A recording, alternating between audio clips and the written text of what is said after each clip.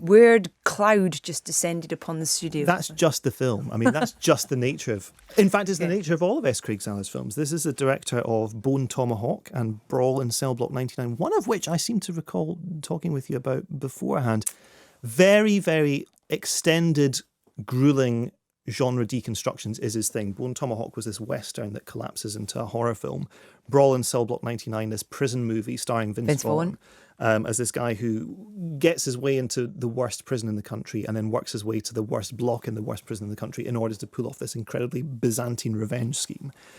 In essence, Strides Across Concrete is a stakeout thriller where there's a bank robbery pulled off in part by a struggling ex-convict who's played by Tori Kittles, who's in Sons of Anarchy and True Detective, and is then thwarted by two corrupt suspended cops played by Mel Gibson and Vince Vaughn.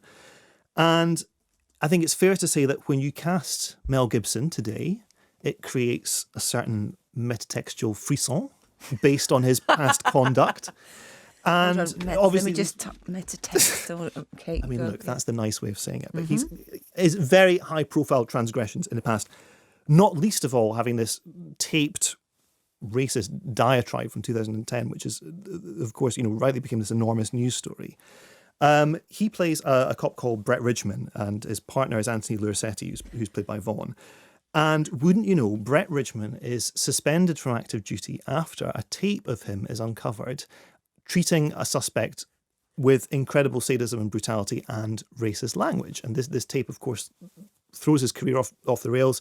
He was destined for promotion. It was just on the verge of great things happening for him. But all of a sudden, because of this PR catastrophe, he suddenly has to lay low. And here is his former partner, who's now the chief of police, played by Don Johnson, explaining to him the politics of why this has all happened and why it's bad news for him. There's an issue with the bust you two made this morning. Who's complaining? Civilian. Saw you out on the fire escape. Vasquez was armed and a threat. We did what There's a video. You've seen it? I have. It's not terrible. Certainly could be much, much better.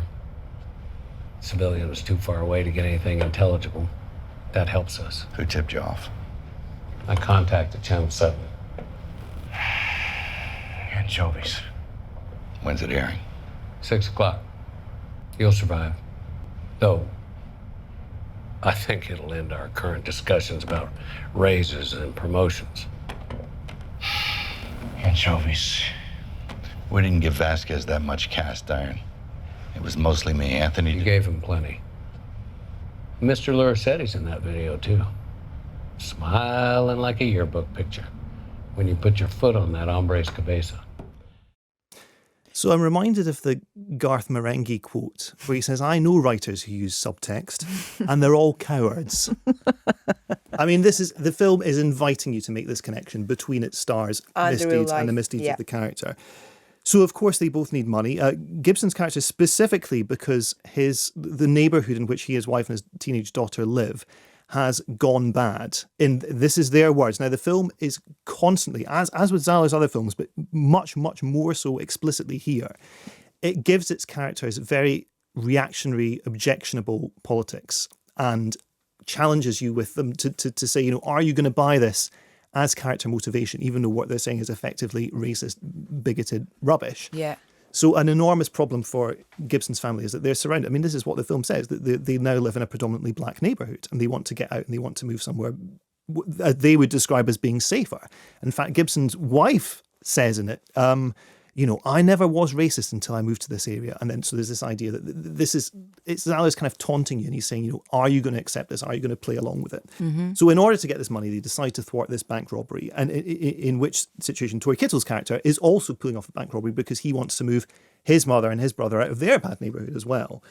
So ensues this very drawn-out procedural in which they follow along, watch the bank robbery take place, and then try and intercept and get the money for themselves. And it is basically this exercise in attenuated viewer discomfort. I mean, it's a film that is incredibly cynical in tone, but it's also deeply cynical in craft. It wants to make you feel very, very bad at all times, even when it's being funny. It's trying to be... there's a real kind of atmosphere of despair. As you said, this cloud sort of descends over the action and doesn't lift. There's a chapter in the middle of it, which is this digression where this young woman played by Jennifer Carpenter comes back from maternity leave to work at a bank. And the only purpose of that plot is to leave you feeling completely despairing and washed out by the end of it. Now, there's a lot of talk in the film as well. It's been likened to Tarantino. I don't think it's actually very much like Tarantino at all. Actually, the language that people use in this film reminds me of discussion on online comment sections. It's very circuitous, self-regarding, bad-tempered, grammatically dubious at points as well. But again, it's this idea that everything in here is designed to set your teeth on edge, designed to rile you up. And so the robbery and then the robbery of the robbery works its way to this very bleak conclusion. Now, the film very skillfully made me feel terrible. I don't know whether that's a recommendation or not, but that's sort of where it left me. Yeah, I wanted to ask you whether that's something that you go, and actually that's a good result, because there are not many films that do that, and this is something that's pushed me to a point. Is that a good thing? I would recommend either of his previous films over this one. I think it's a very well-made film. I just don't really know that what it's doing is something that I particularly need in my life. I'm thinking Lethal Weapon and Miami Vice instead, to be honest, when you mentioned Don Johnson and Mel Gibson in a police-based drama.